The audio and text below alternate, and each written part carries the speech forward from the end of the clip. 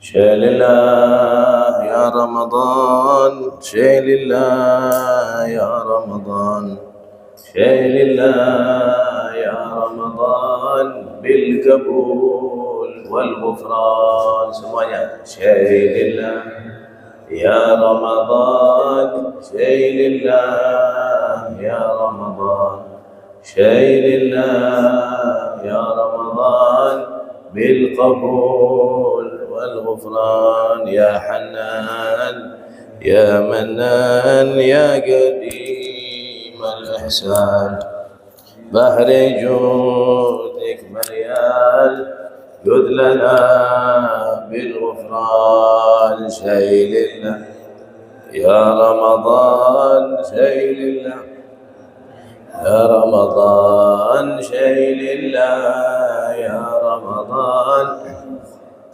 بالقبول والغفران. جد لهذا الإنسان عبد سوء خزيان، من ذنوب وهلان خائف إنك غضبان. شيء لله يا رمضان، شيء لله،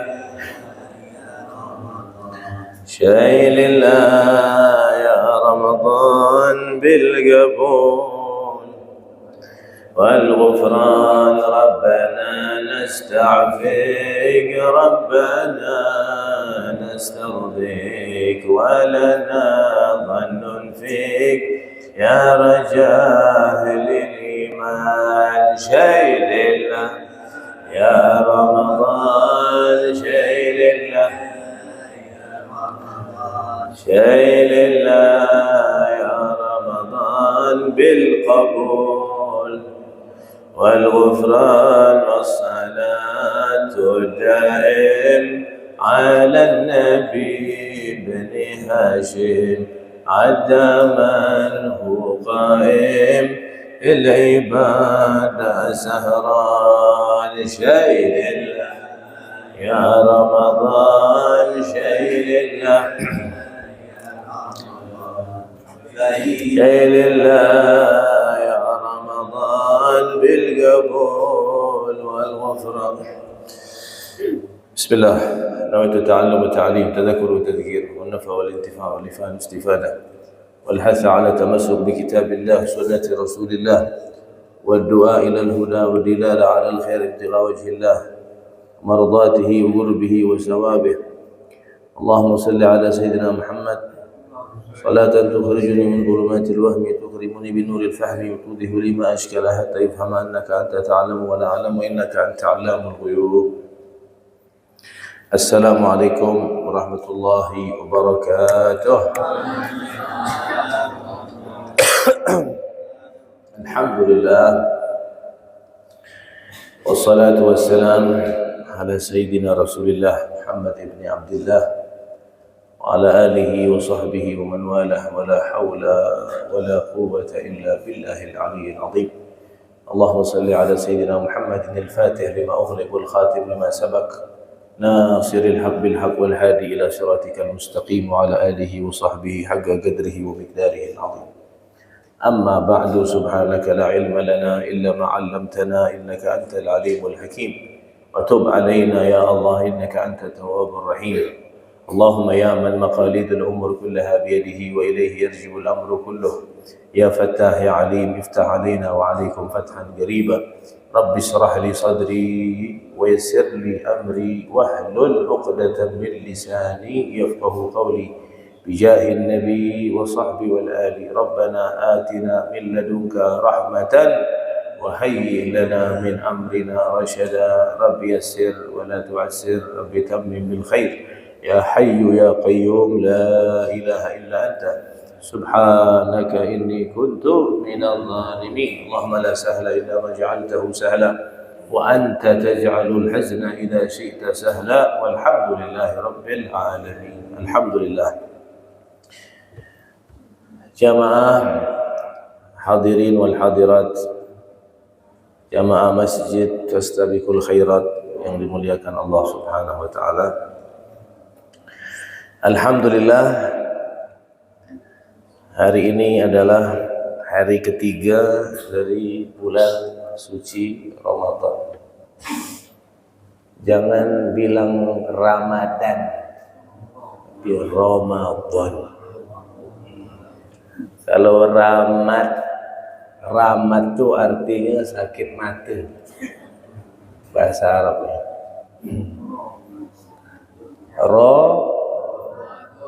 Pakai dot, bukan pakai dal. Kalau pakai dal artinya sakit mata. Ramadan diambil dari kata Ramadhan yarmidu, artinya panas. Karena pada saat itu pas musimnya panas. Tapi ulama mengatakan artinya membakar. Artinya Ramadan itu membakar dosa-dosa kita. Kalau di Timur Tengah panas memang kalau sudah Ramadan ini. Hanya di Pontianak saja yang hujan ini enak. Alhamdulillah. Baru terasa puasa itu kalau di Timur Tengah panas. Kalau di Pontianak Masya Allah. Giliran tak puasa yang panas. Naam. Alhamdulillah, Allah kasih kita panjang umur, sehat walafiat. Tapi kita anggaplah Ramadan tahun ini adalah Ramadan terakhir. Tahun depan sudah di dalam kubur. Jadi kita betul-betul memaksimalkan Ramadan ini dengan sebaik-baiknya. Ya kan? Kita tidak tahu, tapi kita yakini saja.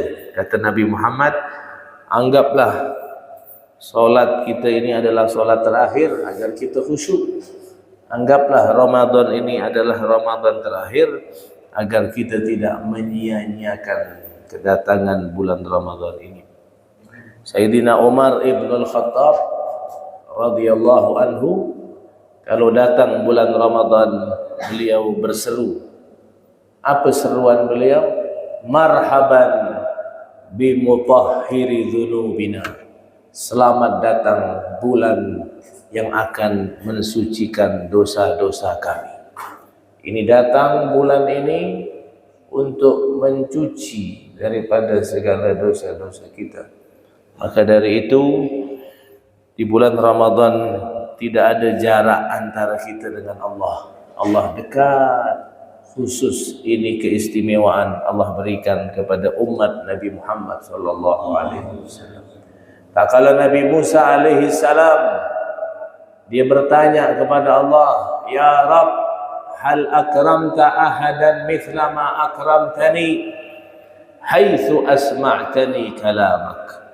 Ya Allah, apakah ada orang yang kau muliakan seperti kau memuliakan aku?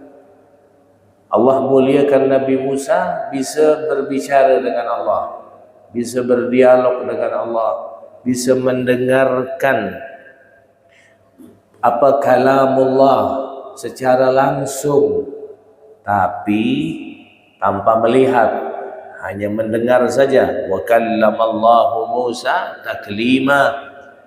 Apa kata Allah bilang, ya Musa, tak kala kau berdialog dengan aku, baini wa bainak sab'una alfa hijab. Antara aku dengan kau itu tidak langsung sebenarnya. Ada 70.000 dinding hijab. 70.000 hijab antara Allah dengan Nabi Musa. Kecuali Nabi Muhammad SAW langsung bertemu dengan Allah di saat Isra wal Mi'raj. Tapi Nabi Musa ada hijab, bukan 1, 2, 3, 70.000 hijab. Kemudian Allah mengatakan, ya Musa, akan datang nanti satu zaman, umat di akhir zaman, yaitu umat Sayyiduna Muhammad sallallahu alaihi wasallam. Tak kala mereka datang bulan Ramadan, mereka berpuasa di bulan Ramadan, mereka menahan lapar, mereka menahan haus dari terbit fajar sampai terbenam matahari. Tak kala terbenam matahari, aku angkat 70.000 hijab itu, sehingga antara aku dengan umat Nabi Muhammad tidak ada jarak lagi. Maka umat Nabi Muhammad lebih mulia daripada Nabi Musa alaihi salam. Maka dari itu Nabi Musa memohon kepada Allah untuk dijadikan sebagai umat Nabi Muhammad sallallahu alaihi wasallam. Bayangkan seorang nabi pun masih dikalahkan kemuliaannya. Kalau kita ngomong derajat, mungkin derajat nabi lebih tinggi, tapi kemuliaan Allah yang memberikan kemuliaan. Bisa saja Allah berikan, dan itu adalah haknya Allah. Allah berikan keistimewaan umat Nabi Muhammad lebih mulia daripada Nabi Musa tak kala mereka berpuasa di bulan Ramadan. Di saat ini Allah dekat sama kita, tapi tergantung siapa yang mau mendekat kepada Allah. Kalau dia menjauh dari Allah, maka dia yang salah sendiri. Ini waktu dekat kita mendekatkan diri kepada Allah, tidak ada hijab antara kita dengan Allah Subhanahu wa taala. Apalagi puasa Ramadan ini yang menjadi pembahasan kita masih belum selesai tentang ibadah puasa kita ini. Kalau puasa kita betul-betul sah, secara rukunnya, syaratnya sah, kemudian bisa menjaga hal-hal yang membatalkan pahalanya sebagaimana yang sudah dijelaskan di minggu yang lalu, seperti bohong, gosip, ngadu domba, sumpah palsu, melihat dengan syahwat, ya kan?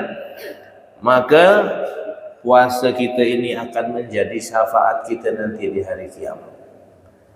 Ente tahu nanti ada seseorang tak kala diadili nanti di akhirat, di hari kiamat, dilihat dia banyak berbuat zalim sama manusia. Dulu di dunia suka korupsi, ngutang tak bayar, pernah mukul orang, pernah nyakitkan hati orang, pernah ngambil tanah orang, pernah berbuat zalim, sangkut paut sana banyak sama si A, si B, si C. Akhirnya kata malaikat, gimana nih Allah? Kata Allah bilang, ambil ibadah dia, jadikan tembusan untuk bayar kezaliman dia di dunia. Diambillah pahala hajinya, diambil pahala umrohnya, diambil pahala sedekahnya, dibayarkan semuanya. Masih banyak juga kezaliman yang masih belum terbayar. Akhirnya kata malaikat bilang, ya Allah, macam mana nih, masih banyak nih belum terbayar. Udahlah, kata malaikat, ambil puasanya sebagai tembusan untuk bayar kezalimannya. Kata Allah, da'u, kalau puasa jangan. Puasa jangan dijadikan untuk tembusan daripada kezalimannya. Kenapa? As-sawmu li wa ana ajzi bihi. Puasa itu untuk aku dan aku yang langsung membalasnya. Dia dulu menahan lapar, menahan haus, padahal kalau dia mau masuk ke kamar mandi minum tak ada yang tahu. Padahal kalau dia mau bertapuk di balik rumah, di dalam kamar kunci pintu merokok, tak ada yang lihat. Tapi dia tetap betul-betul merasa diawasi oleh Allah. Dia ikhlas. Makanya ibadah puasa ni ibadah yang paling murni. Karena orang tak tahu kita puasa ke tak. Kadang siang berapa batang rokok Suria dihisap, tapi acara buka puasa bersama hadir dia. Makan siang Indomie 2 bungkus habis, buka puasa ikut juga buka puasa, tak ketahuan soalnya. Bisa dilemas-lemaskan, bisa dilemah-lemahkan. Ini jamaah ini puasa semua ya, kelihatan nih lemah semua nih, ya kan? Udah sahur belum? Alhamdulillah. Jadi kata Allah bilang, mereka ikhlas karena aku. Jadi gimana ya Allah, siapa yang mau bayar tembusannya? Biar aku yang atahammal. Ana alladzi atahammal, aku yang akan tanggung sisa-sisa yang belum terbayar. Puasanya jangan, puasanya untuk aku, dan masukkan dia surga barokah puasa. Mudah-mudahan puasa kita diterima oleh Allah, bisa memberikan syafaat kita nanti di hari kiamat dan memasukkan kita ke dalam surga. Amin ya rabbal alamin.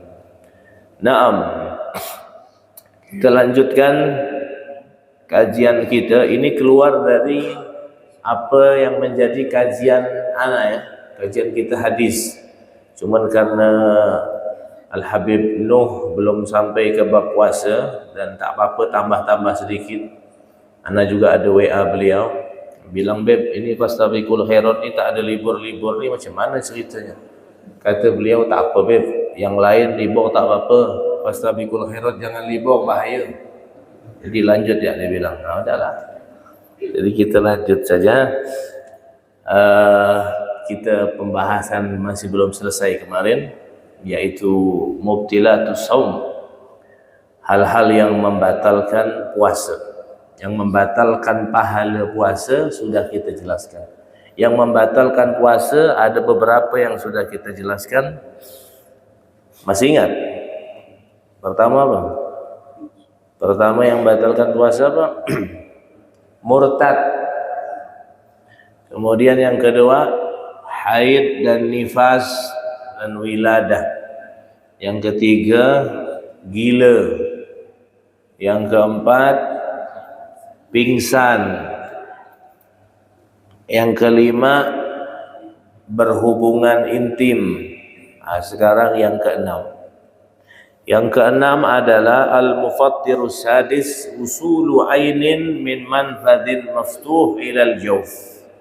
Masuknya sesuatu ke dalam tubuh lewat lubang yang terbuka. Kita rinci ya, masuknya sesuatu. Selain sesuatu, sesuatu itu kalau dalam bahasa Arab tuh ain. Ain tuh ada bentuknya. Berarti kalau cuman bau atau aroma, seperti orang pakai minyak wangi itu kan keluar aromanya, kan ente cium tuh masuk ke hidung, batal kan enggak tuh? Tidak batal karena dia tidak berbentuk sesuatu, hanya aroma saja. Nah, cuma ini sebagai pelajaran, pakai minyak wangi itu di saat puasa makruh. Aslinya sunnah, paling disukai Nabi Muhammad SAW. Cuma di saat berpuasa makruh. Boleh jangan banyak-banyak, dikit saja.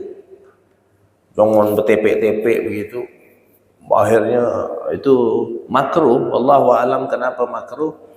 Seperti itu dibahas di dalam kitab fikih. Nah, itu seperti sesuatu yang aroma. Ente ke dapur nengok istri lagi masak asam pedas, ciuman baunya masuk ke hidung, itu batal atau tidak? Karena dia tidak berbentuk. Nah, kalau ikannya yang masuk, itu yang batal. Naam, paham ya? Dia berbentuk sesuatu, kemudian lewat lubang yang terbuka. Kalau dia termasuk bukan lubang yang terbuka, tidak batal. Nah, di dalam mazhab Syafi'i, lubang yang tak terbuka itu hanya dua, mata dan pori-pori. Jadi ente kalau pakai minyak wangi atau pakai body lotion atau pakai apa ke, kan masuk tuh pori-pori, tapi tidak membatalkan karena pori-pori tidak termasuk lubang yang terbuka. Kan terbuka dia pori-pori itu, iya, tidak terbuka maksudnya tidak terbuka yang bisa masuk ke dalam anggota tubuh. Paham? Gitu juga mata dianggap bukan lubang yang terbuka. Jadi kalau masuk sesuatu lewat mata tidak batal. Paham ya? Selain itu Beb, batal lewat telinga, lewat hidung, lewat mulut. Begitu juga memasukkan sesuatu dari dua lubang, lubang depan dan lubang, seperti orang kena penyakit ambien, nasi obat masukkan dari dubur. Kalau usahakan malam nanti, jangan pas puasa. Gitu juga bagian depan, apa biasa orang pakai apa? Kateter apa? Ada kena penyakit apa tuh? Biasa lewat depan masukkan. Begitu juga ibu-ibu kalau hamil mau USG. USG ya? USG kan memasukkan sesuatu itu. Usahakan malam. Jangan di saat puasa. Maka itu dapat membatalkan puasanya. Paham ya? Kemudian yang masuk ke dalam anggota tubuh itu, pokoknya sesuatu apapun yang masuk ke dalam anggota tubuh lewat lubang yang terbuka, maka dapat membatalkan puasanya. Ataupun yang masuk ke otak, ke jaringan otak, yaitu seperti obat tadi itu. Nah, di dalam pembahasan masuknya sesuatu ke dalam anggota tubuh dari lubang yang terbuka ini ada beberapa pembahasan. Yang pertama, hukmul ibrah, pembahasan tentang hukum suntik. Apa hukum suntik di saat berpuasa? Di sini dikatakan tajuzu lid-darurah. Hukumnya boleh kalau darurat. Boleh kalau tak disuntik nih mati dia misalkan, maka boleh disuntik. Tapi ulama pun berselisih pendapat di dalam batal apa tidak puasanya. Kalau ngomong boleh ya boleh, itu pun kalau darurat. Karena kalau sesuatu sudah darurat menjadi boleh. Ad-darurat tubihul mahdurat. Darurat itu dapat membolehkan. Yang haram pun bisa jadi halal kalau darurat. Tapi membatalkan apa tidak puasanya?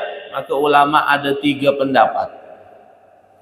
Pendapat yang pertama mengatakan tubtilu mutlakan, batal puasanya secara mutlak. Kenapa? Li'annaha wasalat ilal jauf. Karena suntik itu akan masuk ke dalam anggota tubuh, makanya dianggap batal. Pendapat yang kedua, la tubtil mutlakan, tidak batal secara mutlak, tidak batal. Kenapa? Karena dia masuk dari lubang yang tidak terbuka. Ya kan? Suntik biasanya di mana? Ya di daerah mana? Macam-macam ya. Kan bukan termasuk lubang yang terbuka, maka pendapat yang kedua bilang tidak batal. Pendapat yang ketiga ni yang paling sahih. Apa? Idza kanat mughadhiyatan fatubtil shaum. Pendapat yang ketiga ni dirinci, tapi ini yang paling sahih. Apa itu? Kalau suntikannya adalah suntikan mughadhiyatan, yaitu suplemen seperti vitamin atau infus untuk pengganti makanan, maka batal.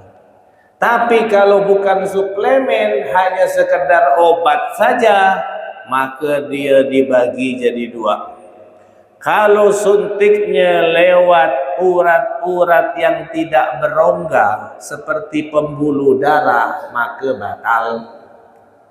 Tapi kalau lewat urat-urat yang berongga seperti bagian otot dan lain sebagainya, maka tidak batal. Itu kalau berjenis obat. Tapi kalau berjenis suplemen, maka dia tak perlu dirinci lagi, dia batal karena memberikan kekuatan kepada orang itu, karena pengganti makanan atau pengganti atau penambah vitamin. Tapi kalau hanya sejenis obat, dilihat di mana dia disuntik. Kalau disuntik lewat pembuluh darah, lewat urat-urat yang tidak berongga, maka dia batal. Tapi kalau lewat urat-urat yang berongga seperti bagian otot disebutkan di situ, mungkin di sini, mungkin di mana, yang tidak yang berongga uratnya, maka dia tidak membatalkan puasa. Beginilah fikih. Tidak tidak bisa fanatik kita. Tinggal kita mau pilih yang mana hukum. Kan dipermudah Islam ini, tidak dipersulit, disesuaikan dengan keadaan kita masing-masing. Naam. Kecuali hukumnya perkara yang yang mujma' alaih, pendapat yang sudah disepakati semua ulama, maka tak bisa kita ganggu gugat. Tapi kalau masalah khilafiyah, masalah yang masih ulama berselisih pendapat, maka tidak boleh kita ingkari dan kita boleh mengambil pendapat yang mana yang kita mau. Seperti menggunakan siwak. Menggunakan siwak hukumnya sunnah. Tapi kalau menggunakan siwak di saat puasa setelah zuhur, hukumnya makruh.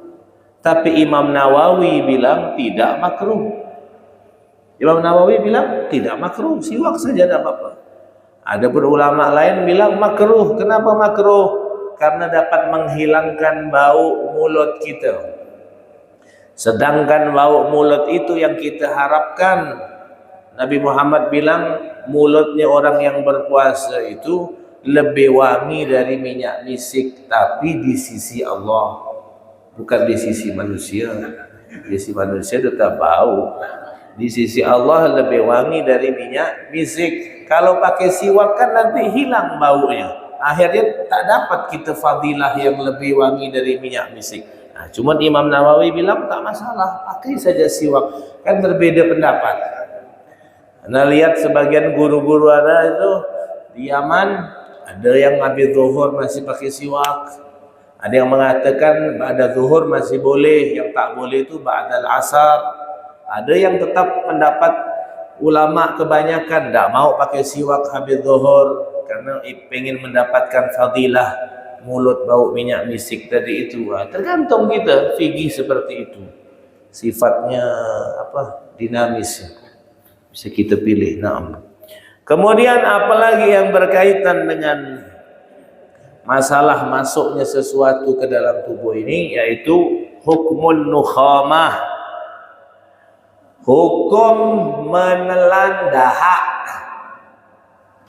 Dahak. Tahu dahak? Apa bahasa udah sini ni dahak tu? Sama. Leak. Dahak. Leak tu yang saya hantu tu ya. Dahak. Atau bahasa Arabnya balgham atau nukhamah. Nah, itu dirinci. Idza wasalat hadd adh-dhahir fabtala'aha batala saubuhu. Kalau dahaknya sudah sampai di batasan zahir, ditelan, maka batal puasanya. Tapi kalau baru sampai di batasan batin, bagian dalam, maka ditelan tidak batal. Apa maksud batasan zahir sama batasan batin? Batasan zahir itu makhraj, tempat keluarnya huruf kha. Di sini. Kalau dahak sudah sampai di sini dan lewat, ditelan lagi, maka batal. Tapi kalau masih di batasan batin itu tempat keluarnya huruf ha. Di sini masih. Kalau masih di sini ditelan tidak batal.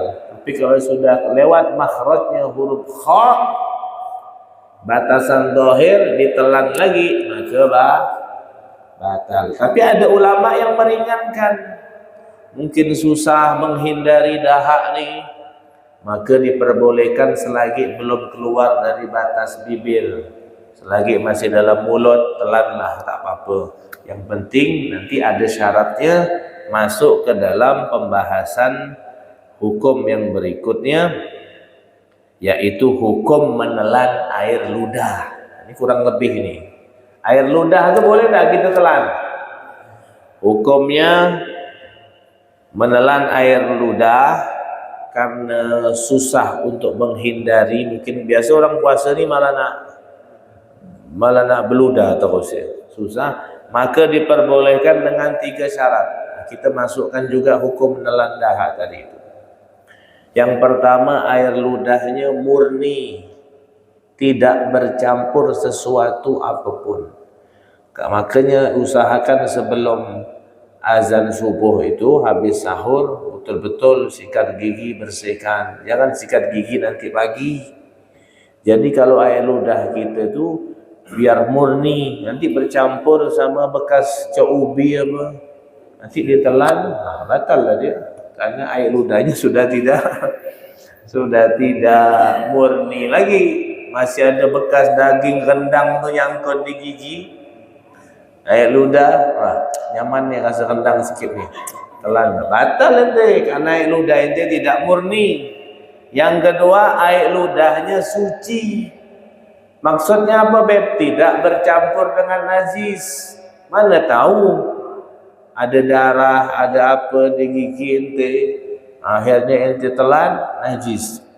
Kecuali ulama memperbolehkan, mungkin dia punya gusi, ada penyakit, nggak bisa dihindari, mungkin susah untuk apa namanya, untuk menghindari. Itu pun nanti ada batasannya, sakitnya seperti apa dulu. Nah, tapi usahakan air ludahnya suci. Kalau najis, maka tidak boleh ditelan air ludahnya. Yang ketiga, air ludahnya masih di dalam mulut.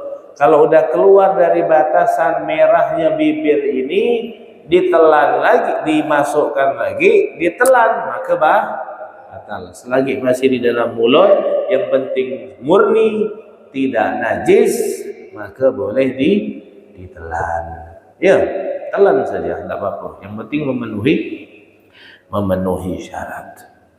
Nah, kemudian masih berkaitan dengan masuknya sesuatu ke dalam tubuh ini, hukum mandi. Ini yang penting nih. Hukum di saat mandi masuk air.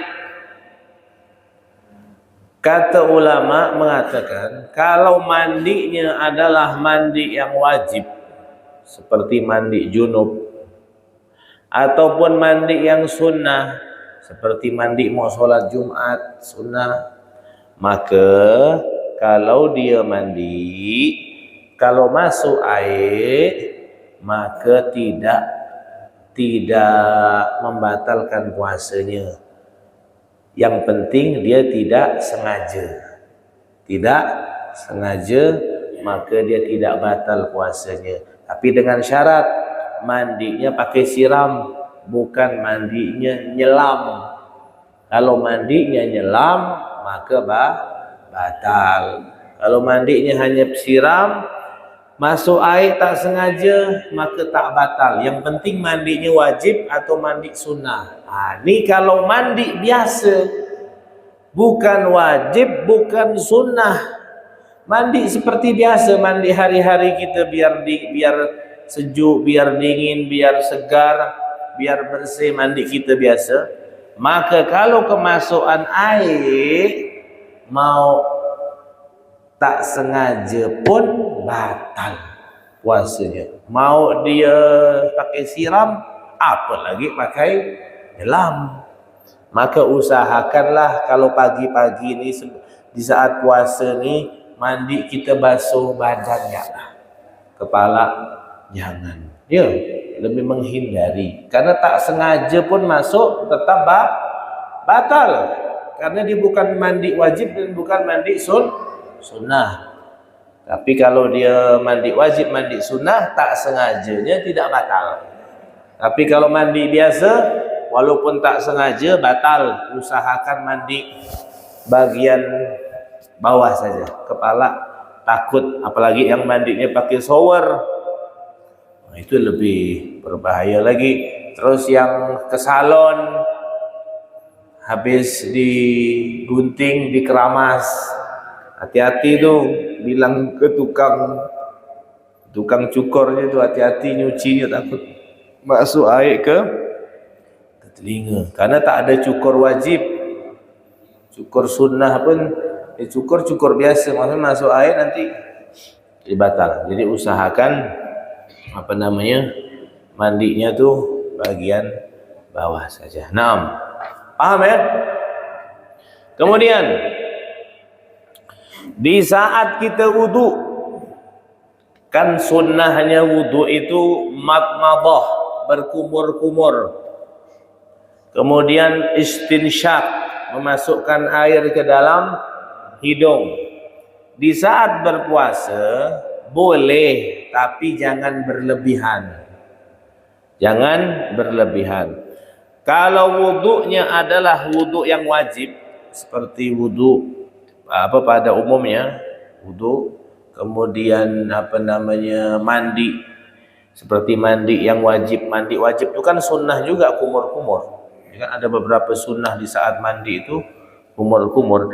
Kalau dia tidak berlebihan, maka tidak membatalkan puasanya kalau ternyata air masuk. Kalau dia tak berlebihan.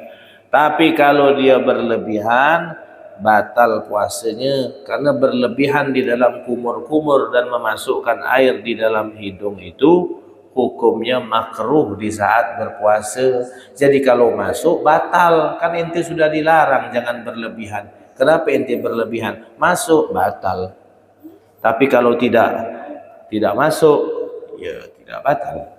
Tapi kalau dia tidak berlebihan ternyata masuk, tidak membatalkan, karena dia sudah berusaha untuk tidak berlebihan tapi tak tahu kok bisa masuk, maka tidak batal. Paham ya?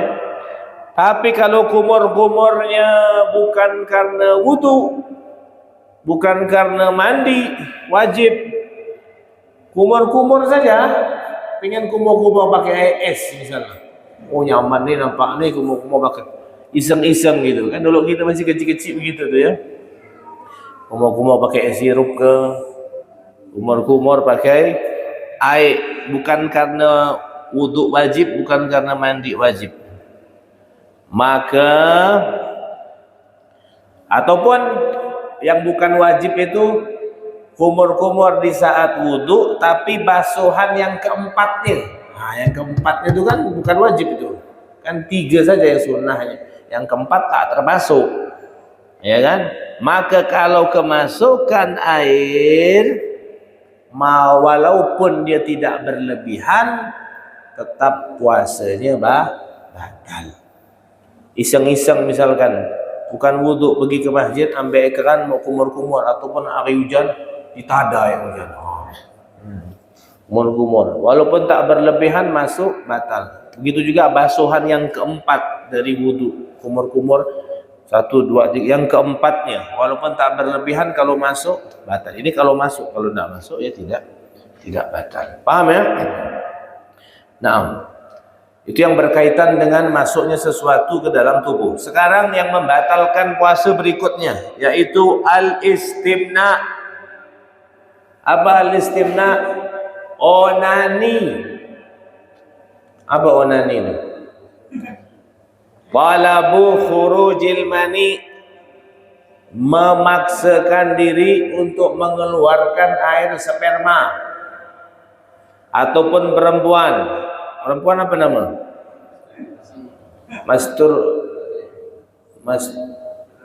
Masturbasi. Ya. Baik dengan tangan dia sendiri ataupun pakai tangan pasangannya, ataupun hanya dengan melihat sesuatu sambil mengeluarkannya, ataupun dengan pikiran berkhayal. Maka kalau keluar spermanya, maka batal puasanya. Paham? Puasanya batal. Tak boleh memaksakan. Kalau ada orang nanya anak, Beb, tiba-tiba bangun tidur udah basah ya sarungnya, itu tak apa-apa. Itu mimpi, bukan ikhtiar ente, ya kan? Itu di dalam mimpi, lain ceritanya, tidak batal puasanya. Hal ini istimna, ini ente memaksakan untuk mengeluarkan, ya kan? Tak boleh. Masalah keluarnya mani ini kadang ada yang membatalkan, kadang ada yang tidak membatalkan. Yang membatalkan 2. Yang tadi itu onani, itu mutlak tuh. Kalau keluar air spermanya maka batal. Kemudian yang kedua, seorang suami berpeluk-peluk sama istrinya dengan tanpa ada sehelai pun penghalang. Kalau keluar spermanya, walaupun tak dimasukkan, batal. Tuh, jangan peluk-peluk ya. Nanti habis maghrib kalau nak peluk-peluk. Tapi dengan syarat tidak ada sehelai pun.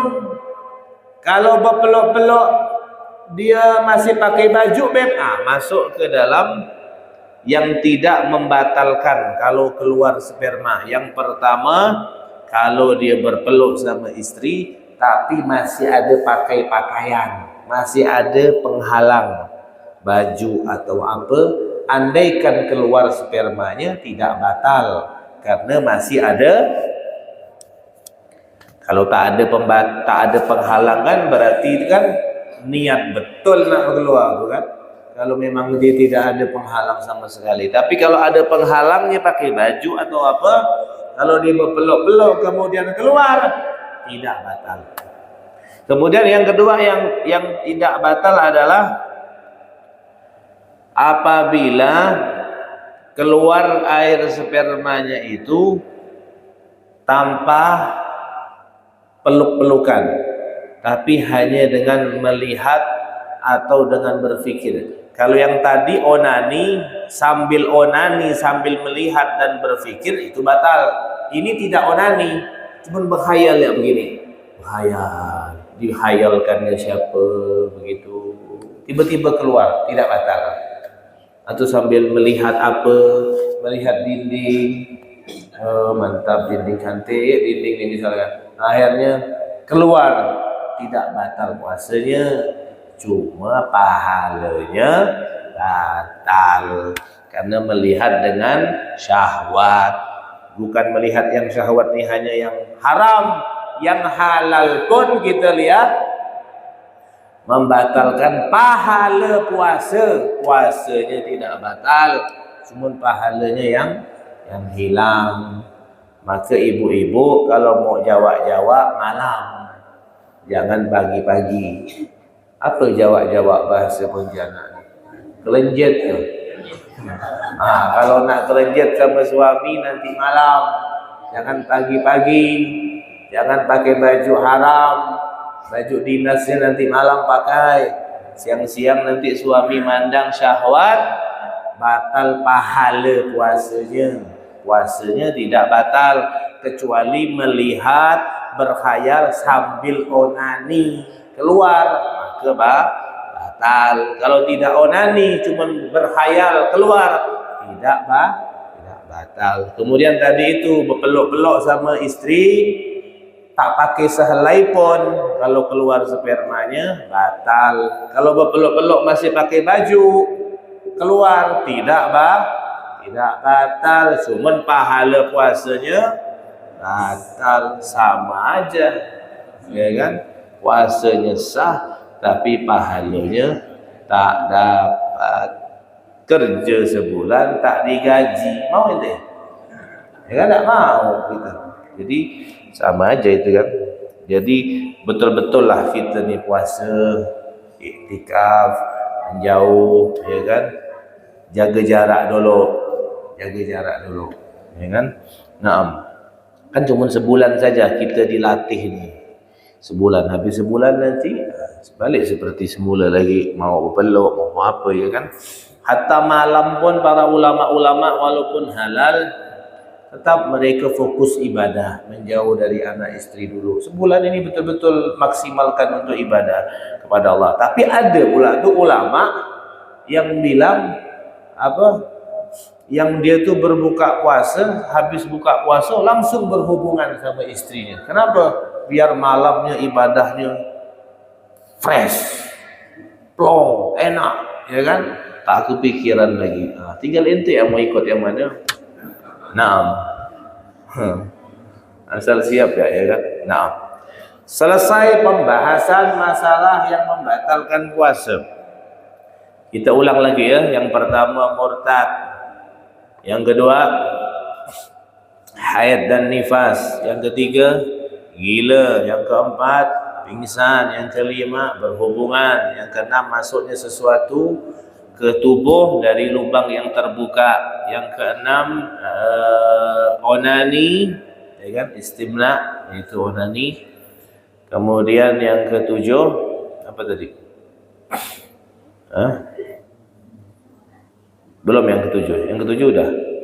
Yang ketujuh tadi itu yang keenam masuknya sesuatu, yang ketujuh onani, yang kedelapan. Nah, sebelum yang kedelapan, hukum al-qublah, mencium.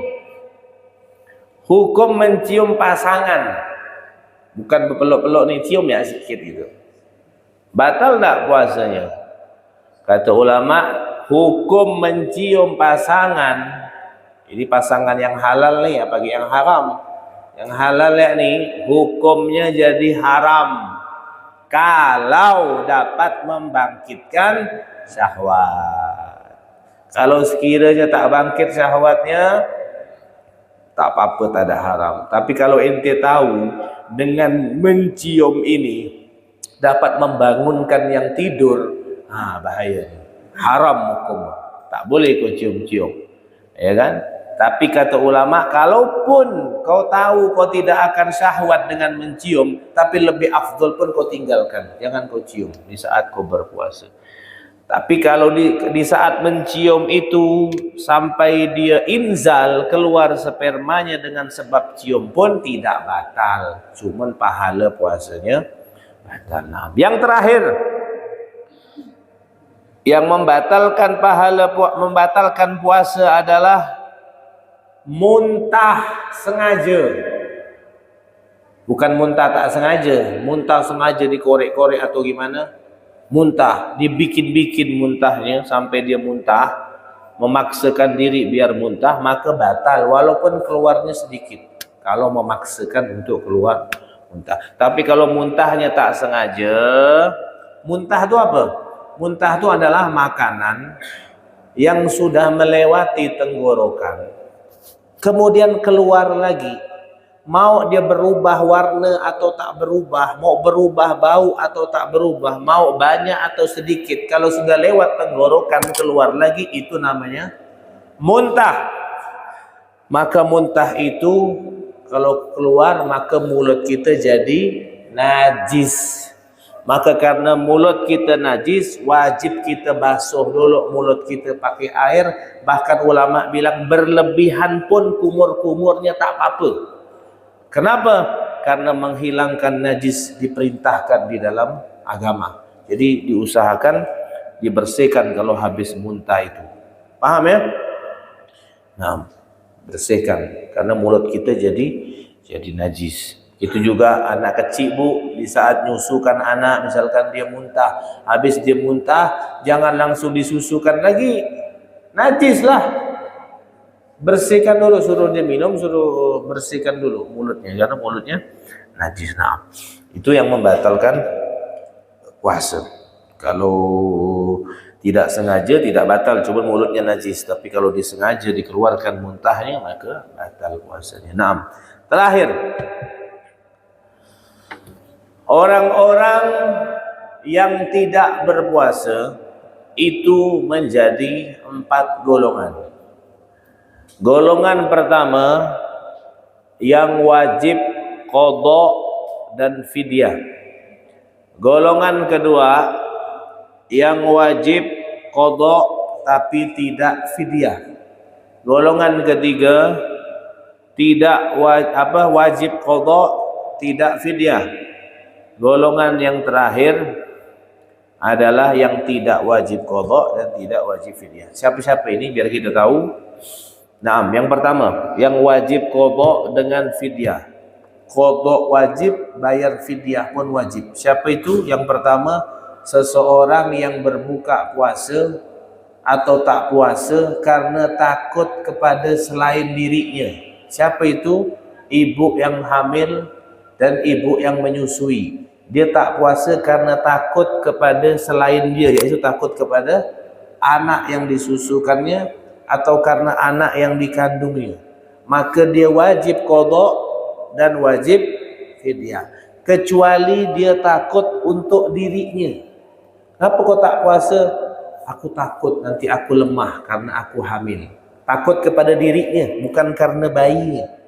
Takut kepada dirinya atau dua-duanya langsung, dirinya dan anak, maka dia hanya wajib qada, tidak wajib fidyah. Tapi kalau hanya takut karena anaknya saja, maka dia wajib qada dan wajib fidyah. Paham ya? Naam.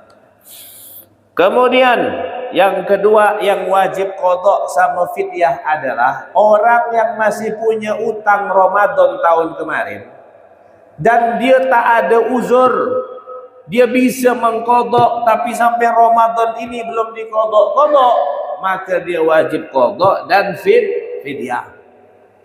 Wajib fidyah. Dulu tak ada uzur, setahun tuh tak ada musafir lah jauh, tak ada sakit, tak ada apa, dan dia mampu untuk mengqada tapi dia tidak qada, masuk Ramadan berikutnya, maka dia wajib qada dan wajib fidyah. Fidyah itu satu mud dari makanan pokok di satu negeri itu. Kalau kita bisa anukan 6 on atau 7 on lah satu hari. Nah itu. Jadi wajib qada dan wajib fidyah. Ada orang yang hanya wajib qada saja, fidyah tidak. Siapa orang yang pingsan tadi itu sepanjang hari yang pernah kita jelaskan minggu yang lalu. Pingsan dari sebelum subuh sampai maghrib, dia tak puasa dia tu, maka dia hanya wajib qada saja, tidak wajib fidyah. Sama orang yang lupa niat, malam lupa niat, bangun subuh, alah azan subuh, lupa niat, maka dia tak sah puasanya. Tapi walaupun dia tetap wajib imsak, wajib tak makan tak minum seperti orang berpuasa, tapi dia tak dianggap puasa, maka dia wajib qada, tidak wajib fidyah. Sama orang yang sengaja membatalkan puasanya dengan berhubungan intim, siang-siang smackdown dia sama istrinya, batal puasanya, tapi dia hanya wajib qada, tak wajib cuma wajib bayar kafaroh hukuman yang telah kita sebutkan di minggu yang lalu itu. Ada orang yang wajib fidyah, tak wajib qada. Siapa itu? Lansia, orang yang sudah tua, jompo, tak puasa, dia tak wajib qada, tapi dia wajib bayar fidyah. Sama orang yang sakit udah terbaring, tak diharapkan kesembuhannya, maka dia wajib bayar fidyah, tidak wajib qada. Dan yang terakhir, orang yang tak wajib qada juga tak wajib fidyah. Siapa itu? Orang gila yang tak sengaja gilanya tiba-tiba gila, maka tak wajib qada dan tak wajib fidyah. Kalau gilanya dibuat-buat, wajib qada. Banyak orang gila sini ni. Tak ada. Jangan buat gila dia nanti siang ini, maka ente wajib qada, tak wajib fidyah. Kalau tiba-tiba gila, tak wajib qada, tak wajib fidyah. Wallahu alam bisawab. Paham ya? Naam. Masih ada waktu 1 menit. Yang mau nanya boleh. Di minggu depan kita lanjutkan lagi. Sekarang nomor 1. Kembali lagi masalah wudu. Ya. Sekali itu wajib. Sebenarnya 3 kali kan. Kalau kita cukup menggunakan wudu yang 1 kali aja yang wajib, yang sunnah tidak kita lakukan itu, apakah lebih baik atau baik sekarang? Basuhan ya. Sunnahnya membasuh itu dalam wudhu itu semuanya 3 kali. Sunnah, wajibnya sekali. Seperti pembahasan masalah air musta'mal juga itu kan. Di saat basuhan pertama kali itu, kalau airnya jatuh, itu pembahasan musta'mal tapi ya, wajib membasuh itu sekali. Sunnahnya 3 kali. Artinya kalau antum basuh sekali saja sudah sah, ya kan? Ini kan sunnah hanya untuk menutupi kekurangan-kekurangan dalam perkara ibadah wajib kita, seperti kita disunnahkan solat qobliyah ba'diyah. Kalau antum tak qobliyah ba'diyah kan tetap sah solatnya, cuman untuk menampal kekurangan-kekurangan nanti di dalam solat fardu. Makanya disunnahkan 3 kali untuk menambah kemuliaan di dalam wudhu kita 3 kali, karena 3 kali itu kan ganjil juga, dan Nabi Muhammad melakukannya seperti itu 3 kali. Artinya kalau nanti dalam keadaan darurat air sedikit tak ada, ya kan? Dan anak pernah kejadian tuh di pondok dulu, air lagi susah, akhir anak-anak pondok dibatasi tak boleh basuh 3 kali, basuh hanya sekali, karena yang kita kejar sahnya dulu, ya kan? Kalau berlebih-lebih air baru kita basuh 3 kali, dan itu hukumnya pun sunnah. Tapi kalau bisa 3 kali tidak masalah, 3 kali tidak masalah. Yang penting tidak berlebihan. Malah kalau kita basuh 4 kali itu hukumnya makruh dan dilarang, karena termasuk israf. Israf itu mubazir. Bahkan dalam kitab fikih, dalam Zubat itu dikatakan walaupun dia wudhu di lautan yang airnya tak bisa habis pun tak boleh kita berlebihan di dalam membasuh. Arti berlebihan itu lebih dari 3 kali, itu dianggap mubazir. Innallaha la yuhibbul musrifin. Allah tak suka sama orang yang mubazir. Padahal di laut air tak mungkin habis, tak boleh kita berlebihan di dalam berwudu. Begitu juga di saat kita mandi di kamar mandi itu. Jangan tuh setan tuh suka tuh kalau gitu mandi buang-buang air, itu orang-orang mubazir itu kawannya setan. Innal mubadzirina kanu ikhwana syayatin. Orang-orang mubazir itu adalah saudara-saudaranya setan. 1 basuhan sah 3 kali. Apa namanya? Beda Nabi itu air sedikit pun bisa wudhu sempurna, karena kulit Nabi halus, air berjalan sendiri. Kalau kulit kita ni kan banyak korengnya, jadi berbelok-belok air itu. Tapi 1 sudah sah, 3 untuk sunnah saja. Kalau hubungannya dengan puasa, seperti puasa yang masuk air itu mulut kan oh gitu, tak apa-apa. Sunnah kumur-kumur ni kan sunnah. 1 kali basuhnya pun sunnah, 2 kalinya pun sunnah, karena memang dia sunnah, bukan rukun. Rukun kan hanya niat basuh muka, tangan sampai siku, mengusap sebagian kepala, kaki sampai mata kaki, itu yang wajib kan. Kumur-kumur masuk ke hidung itu kan sunnah. Sekalinya sunnah, 2 kalinya sunnah, 3 sunnah.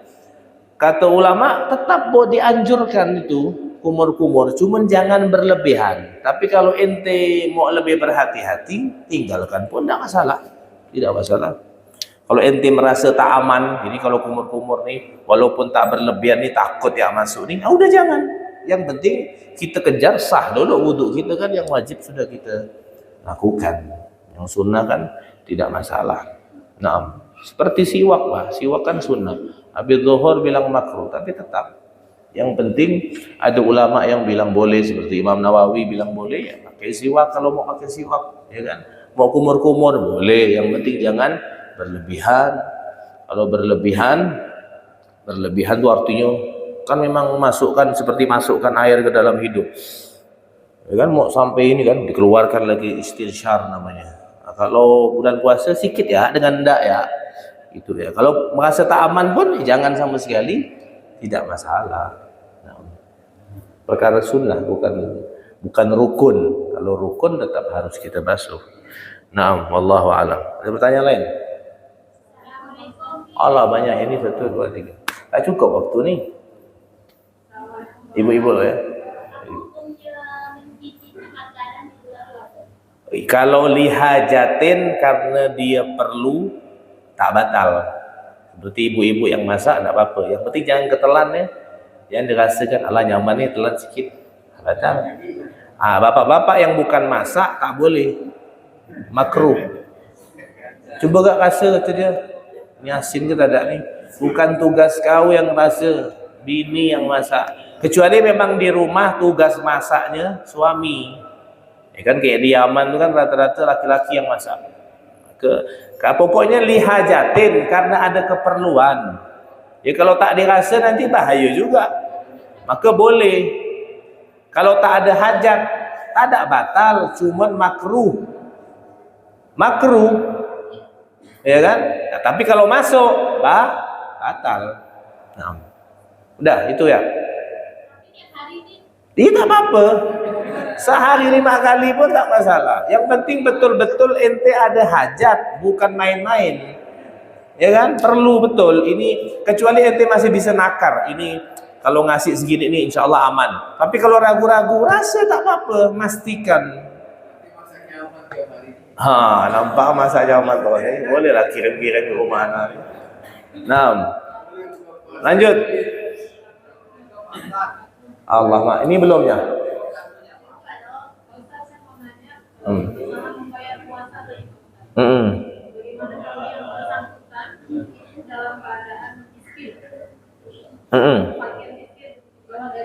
Kemudian dia usianya sudah lansia dan tidak mempunyai sanak saudara. Gimana Pak Ustaz? Dia bukan bayar puasa. Allahu alam ya. Dia susah juga ini nak ngomong ini. Ini kalau dalam zakat dia mustahik ini, ya kan? Dia tak punya apa-apa, wajib menerima zakat. Tapi ana belum bisa jawab karena ini ana baru dengar juga pertanyaan ini. Apakah dia diperbolehkan karena dia termasuk asnaf ats-tsamaniyah itu, golongan orang yang wajib menerima zakat, tapi apakah zakat perkara lain, fidyah perkara lain?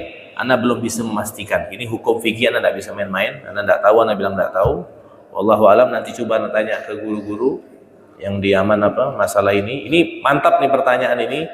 Tak pernah ada orang nanya seperti ini. Nanti mungkin kita, kecuali kayak masalah orang yang berhubungan intim Ramadan, kan hukumannya dia merdekakan budak. Kalau tak bisa ngasih makan orang 70 orang miskin. Kalau tak bisa masih ada cara lain.